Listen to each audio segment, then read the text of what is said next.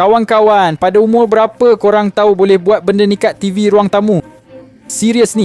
Kalau TV korang ada port USB kat belakang, tengok sekarang. Sejak 2005, hampir semua TV dah ada port USB, tapi korang tahu tak sebenarnya ia untuk apa? Ramai orang ingat ia cuma untuk sambung pendrive, tapi bukan tu je kegunaannya. Video ni aku nak tunjuk kegunaan port USB tu, tapi sebelum tu share video ni dan hantar kat kawan korang.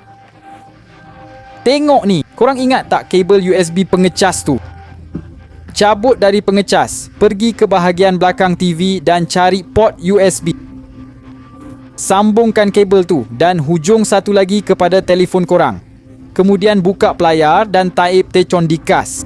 Klik hasil pertama, lepas tu klik menu 3 garisan, lepas tu klik hiburan. Sekarang masuk je artikel yang aku tunjuk ni dan pasang aplikasi tu dalam telefon korang. Ni lah aplikasinya.